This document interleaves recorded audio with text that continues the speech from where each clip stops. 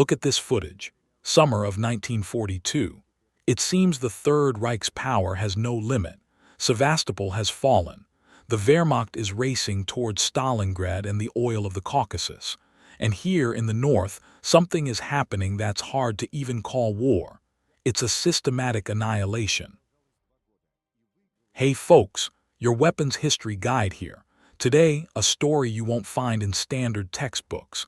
This is the story of how one city and the artillerymen who defended it fought a duel that lasted 900 days.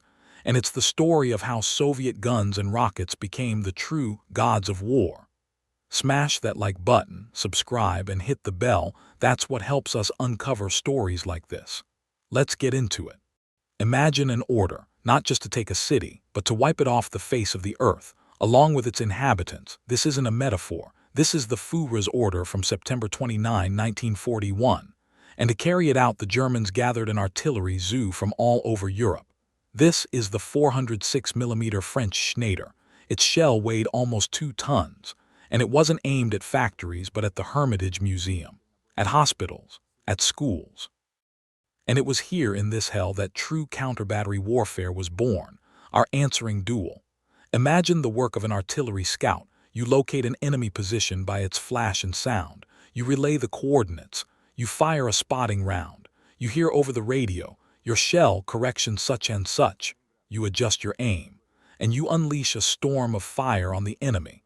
This was a sniper duel, but with 100mm caliber rounds. They used everything. The guns of Kronstadt, the cannons of battleships, even experimental barrels from the Arzhevka test range, which were meant for ships not yet launched. This battle lasted for 2 years, and we won it. On January 27, 1944, it was an artillery barrage that became the final chord in lifting the siege. But for this to be possible, we needed genius guns. And this is where a detective story begins, full of disinformation, Kremlin intrigues, and the genius of designer Vasily Grabin. The Germans fed us a fake through their agents, that they had tanks with 150 mm of armor, that your guns are like pea shooters against them, and the high command, including Marshal Kulik, bought it. They ordered the production of some guns to be halted, but Grabin was sure the backbone of the army was field artillery, and he went all in. In secret from his superiors, he took the carriage from his own ZIS-2 anti-tank gun and mounted the barrel from a divisional gun on it. He would later say, "To convert the ZIS-2 into the ZIS-3, it took me 1 night and my entire previous life as a designer." He launched it into production at his own peril, until he was summoned to the carpet in Stalin's office. Imagine the situation. You're summoned by Stalin. He's furious. He grabs a chair and slams it onto the floor with such force that the designer tries to explain but is sharply cut off. Grabin left thinking, Stalin, without understanding, will ruin everything. And the next morning, a phone call. Just 2 words from the leader. "You were right." Grabin immediately brought the gun to the Kremlin. Seeing it, Stalin exclaimed, "Ah, this gun is a masterpiece of artillery. Nothing better for this caliber can be created." And so the ZIS-3 was born, the soldier's gun, the most mass-produced artillery piece of World War II. A silhouette as recognizable as the T-34 tank or the Il-2sh Termovik. Meanwhile, in 1944, German analysts were writing reports like this one. They thought the Russians had no rocket artillery and couldn't build any. Blindness. No. Arrogance. Because by that time, Katyushas had been terrifying them for almost 3 years. Their story is one of desperate haste. Thousands of rockets in warehouses, but no launchers. Designers created in months what the Germans couldn't replicate for years. On June 21, 1941, the day when everything was already clear, Stalin personally watched the tests. And that evening, the order, put it into mass production.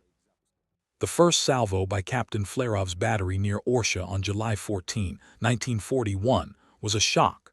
Surviving Germans spoke of hell and a firestorm. The Germans tried to copy it, inventing spiral guides. But our engineers, studying their own captured equipment, made it even better. And by the end of the war, nothing scared the enemy more than a Katyusha salvo or an attack by Il-2 SH Termoviks armed with the same rockets. 1943. A monster appears on the battlefield, the Tiger. Its frontal armor was impervious to most of our guns. Panic? No, a job for the artillerymen. The captured Tiger was tested at the Kubinka Proving Ground. The conclusion: more powerful guns are needed, and they remembered Grabin's ZIS-2, which had been taken out of production. It was urgently brought back. But the tankers also needed something to fight with. The answer was self-propelled guns. Grabin mounted a long-barreled gun on a tank chassis, and a legend was born, the Su-100, the Beast Killer, the best self-propelled gun of the late war. At the Battle of Kursk, these machines became the main adversaries of the German Cats. By 1944, Soviet artillery had become not just a force, it had become God. In Operation Bagration, they concentrated up to 250-300 barrels per kilometer of front. Imagine that power. This was no longer just an art.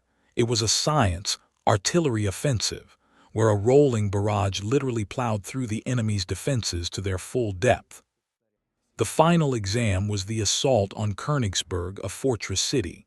The Germans hoped its forts would stop us. Our artillerymen just methodically pounded them like a hammer. When the garrison climbed onto the walls to fire back, they were covered with rapid fire. That's how we crushed the forts, veterans recalled. June 24, 1945. The entire war rolled across Red Square, and the main heroes of that parade were them, the gods of war. From light guns to the massive Katyushas. That evening, thousands of barrels fired the grandest salute in history. Those were peaceful volleys. This is how artillery went from the desperation of Leningrad to the triumph of Berlin. It wasn't just hardware. It was will, embodied in metal. The genius of designers and the courage of soldiers. If this video moved you, hit that like button and share it. That's the best thanks for our work. Let me know in the comments what other legendary weapons you want to hear about. I've got a story about the Dora, the supergun that turned out to be useless.